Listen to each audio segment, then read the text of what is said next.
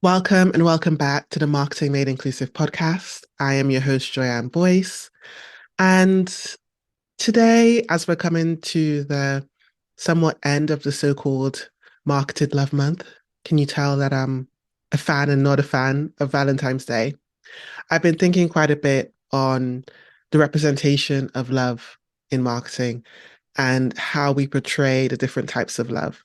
I think it's very well known that love and perception of love and how it's portrayed in marketing is a strong selling point. It's amazing storyteller.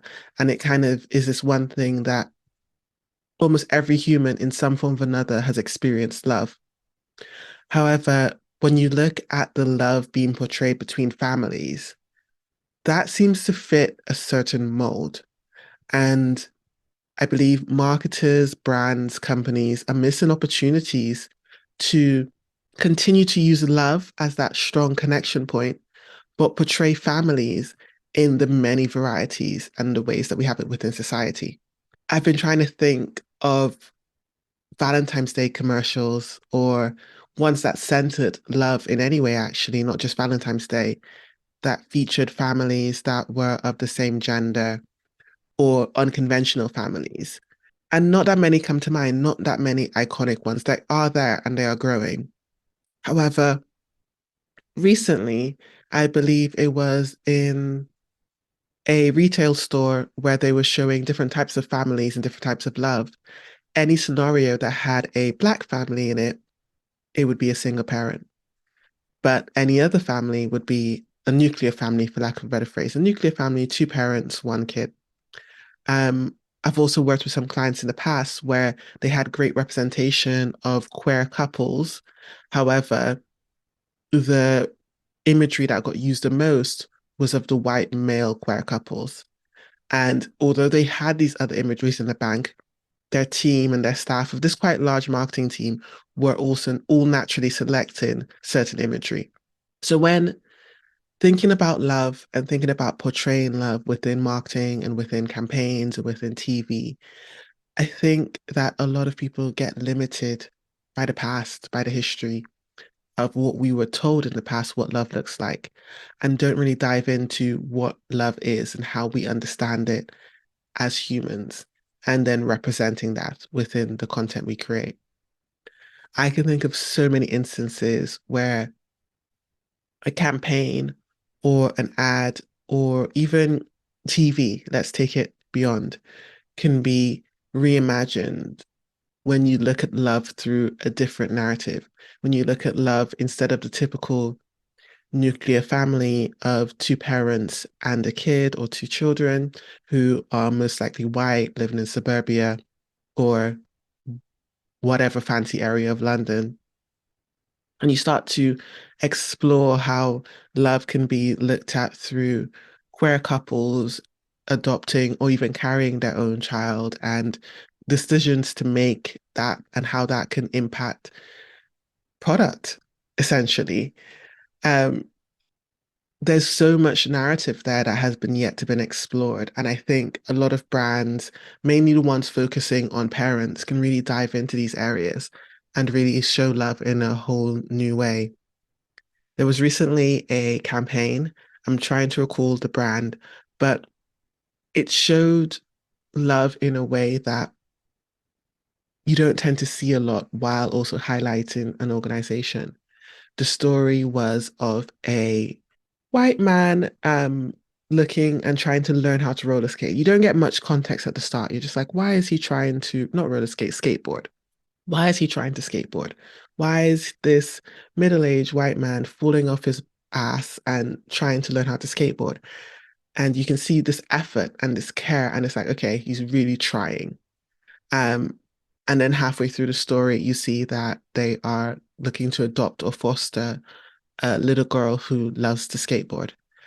And I think that was a beautiful representation of how love or wanting to love or expressing love is shown in the family dynamic, but in a way that's somewhat unconventional to show the effort that's being put in before adopting or fostering a child. And that story, that narrative, the effort of before a child comes into your life links out to so many dynamics within marketing, so many products. If you just think about the pre-baby industry, it's huge.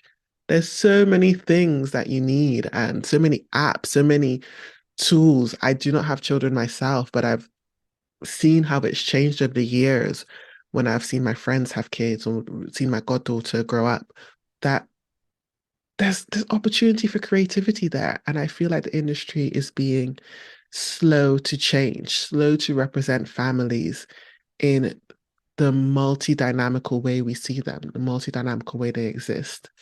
That particular campaign was related to fostering and encouraging people to consider fostering while I believe promoting a um, supermarket brand. However, I don't think it needs to be limited to the campaign. It can just be limited to the story of narrative. I want to challenge marketers as we're wrapping up February and we're going into the rest of the year.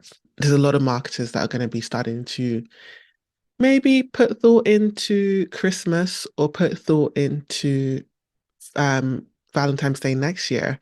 I know it seems far away, but how can you take the emotion that you're trying to portray, love, and represent that in an inclusive and experimental or even an inclusive and mundane way? I take back the word experimental. How can you represent love in a campaign, in a creative, in a brief, in an ad, in an inclusive and mundane way? Because I feel like that's missing. Love is every day, and different people experience it in an everyday dynamic, but it's lacking that diversity, that inclusivity. I would love to see love represented in a mundane way for a queer Black woman, in a mundane way for a disabled man, and how the emotion of love can evoke anything, how the emotion of love can evoke so many feelings and be related to so many aspects of life that are mundane.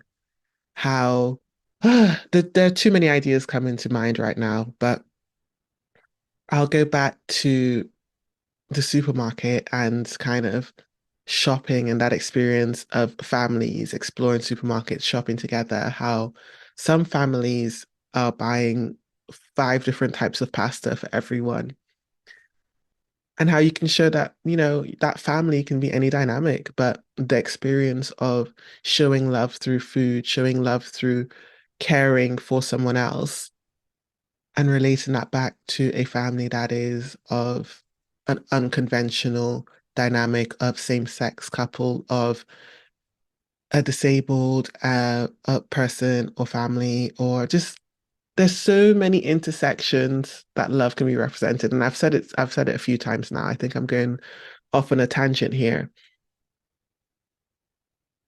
I want to see the love within families, within relationships, be inclusive. And when I say inclusive, I mean representing something that is beyond the conventional. I mean representing same-sex couples. I mean representing women of darker skin tones. I mean representing relationships that are unconventional. Maybe even explore, I don't know if society's ready for representation of non-monogamous relationships on TV and in commercials. But anyways, I digress. I mean, representing families that have become families in different ways. It could be, you know, parents that have adopted a kid, or families that aren't together anymore but still operate as a family. Let's move away from the narrative that, divorced parents don't love each other. Explore what divorce would look like in other scenarios, in other dynamics, in other cultures.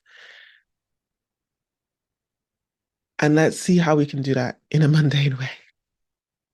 I know mundane seems to be challenging the creativity, but a lot of the times when we see a disabled couple, for example, it's always championed in a way that, oh my goodness, they are loving and they are still about to have a kid, and it's such a huge challenge for them. And oh, this story is going to make you feel like really either sorry for them or feel sad, rather than just, hey, I am a disabled person. I am having a child. I use this product. I love this product. I love my child. Hence, I use this product. That's what I mean in regards to being mundane. This has been a tangent of a thought I had, and I personally feel many ways about Love Month and Valentine's Day, but I see the benefits of it when you're trying to express an emotion and having society on the same page.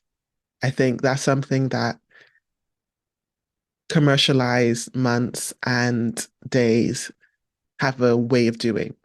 Everyone's aware of that in some way, shape, or form, whether they celebrate it or not. It's a great opportunity to tap into that emotional awareness. But also, it's a great opportunity to understand that, not everyone is up for it. But that's another exploration. I think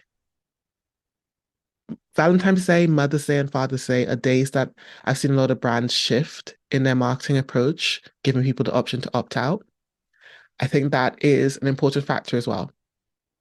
I've seen a few brands, mainly around Mother's Day and Father's Day, but I think it could apply to Valentine's Day as well, where before they start sending out all their content and their campaign, they give people the option to opt out and not opt out completely of their mailing list and their newsletter. No marketer really wants that. However, they give them the option to opt out for that particular content, that particular campaign that may be triggering for the individual. And I think that's important as well. So to wrap up, let's make love mundane and inclusive and remember that even though society's on that page, that love page, to give people the option to opt out. Feel free to message me, contact, and I would love to know your thoughts about the podcast. Share it with as many people as you like. The more we're talking about inclusive marketing, the more that people know about it, the more that you share this podcast, the more we can make a change, make inclusive marketing industry standard, make every marketer conscious, aware, and actively participating. So thank you for tuning in to the Marketing Made Inclusive podcast, and see you next week.